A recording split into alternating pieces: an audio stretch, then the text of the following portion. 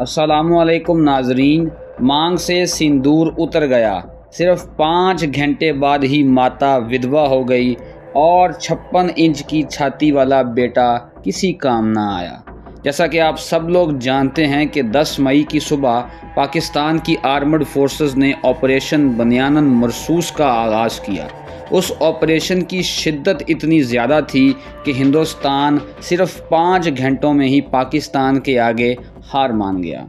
یہ آپریشن بڑا multi dimensional تھا، کیونکہ آپ سب لوگ جانتے ہیں اس آپریشن کے نتیجہ میں نہ صرف پاکستان نے انڈیا کی ایئر بیسز کو خاک میں ملایا، بلکہ ان کے اسلحہ کے ڈیپوز اور ان کے ایئر ڈیفنس سسٹمز کو بھی ٹارگٹ کیا گیا۔ اس کے ساتھ ساتھ انڈیا کے مختلف کی انفراسٹرکچرل علاقوں پر پاکستان کی طرف سے سائبر اٹیکس کیے گئے، جس کے نتیجہ میں ہندوستان کے ایک بڑے علاقہ میں بجلی بھی غائب رہی اور ان کی بہت ساری ویب سائٹس کو ہیک کر کے ان کے اندر سے ڈیٹا اڑا دیا گیا یا اس کو انٹرنیٹ پر ڈال دیا گیا۔ آپریشن کی شدت ہی تھی کہ امریکہ بھی ہندوستان کی مدد کو آ گیا، ورنہ یہ وہی امریکہ تھا کہ جب ہندوستان نے حملوں میں پہل کی تھی تو کہہ رہا تھا کہ ہمارا اس جنگ سے کچھ لینا دینا نہیں ہے۔ پھر آخر کیا ہوا کہ گھنٹوں بعد ہی امریکہ کو یاد آیا کہ ہمیں تو پاکستان اور ہندوستان کے درمیان ثالثی کا کردار ادا کرنا ہے۔ لیکن پھر بھی اگر ہندوستانی عوام میں تھوڑی سی بھی غیرت باقی ہو تو آئندہ اس گھٹیا شخص کو کوئی ووٹ نہ ڈالے۔ آج کی ہماری اس ویڈیو میں ہم آپ کو یہ بتائیں گے کہ کیسے بین الاقوامی میڈیا نے بھی اب اس بات کی تصدیق کر دی ہے کہ ہندوستان اور پاکستان کے درمیان ہونے والے اس ریسنٹ کانفلکٹ میں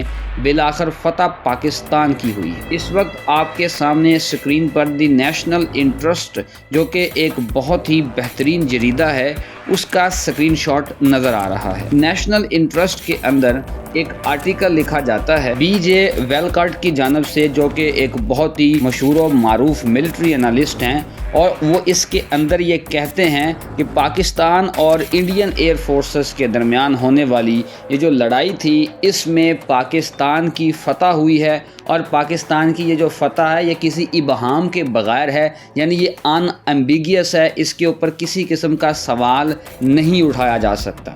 کیونکہ آپ سب لوگ جانتے ہیں کہ پاکستان ایئر فورس کے پاس اس وقت چائنیز جیٹ ہیں اور چائنیز میزلز ہیں، تو انہوں نے یہ بھی کہا ہے کہ پاکستان کی فتح کا مطلب یہ ہے کہ اب جو مغرب ہے اس کو یہ جان جانا چاہیے کہ چائنا کی ٹیکنالوجی کو انڈر ایسٹیمیٹ نہیں کیا جا سکتا۔ چائنا بھی اب ٹیکنالوجیکلی دنیا کی ایک ایڈوانس نیشن بن چکا ہے۔ پھر اسی انتہائی کریڈیبل جرنلسٹ کی طرف سے اسی جریدہ میں ایک اور آرٹیکل بھی لکھا گیا ہے، اور اس آرٹیکل میں وہ یہ سوال اٹھاتے ہیں کہ ہندوستان کی فوج پاکستان کے خلاف آخر اتنی بری کارکردگی کا مظاہرہ کیوں کر پائی، حالانکہ ہندوستان نے پوری تیاری کے ساتھ اپنے پسندیدہ مقام پر، جہاں پر بیچارے بچے اور عورتیں تھیں، اپنے پسندیدہ ٹائم پر پاکستان پر حملہ کیا تھا، پھر بھی ہندوستان کی آرمی کیوں خاطر خواہ کارکردگی نہ دکھا پائی۔ اس کے بعد ہم آتے ہیں سب سے اہم اخبار لی مونڈ کی طرف۔ یہ اخبار اس لیے اہمیت کی حامل ہے کیونکہ یہ فرانس کی اخبار ہے، اور آپ سب لوگ جانتے ہیں کہ ہندوستان نے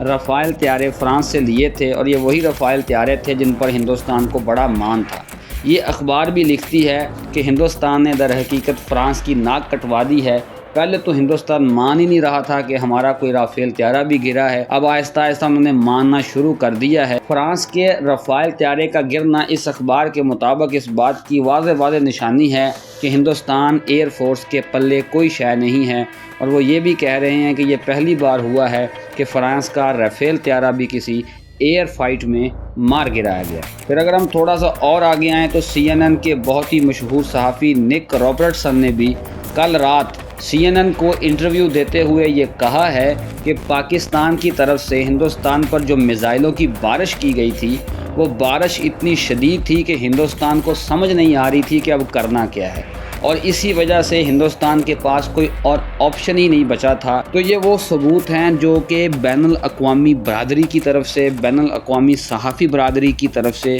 ہمارے سامنے لائے گئے ہیں، اور یہ اس بات کا واضح اعتراف ہیں کہ جب بھی تاریخ لکھی جائے گی تو 2025 میں ہندوستان اور پاکستان کے درمیان ہونے والے ایک غیر معمولی کانفلکٹ کے فاتح کے طور پر پاکستان کا ہی نام آئے گا۔ پاکستان زندہ باد، پاک فوج پائندہ باد۔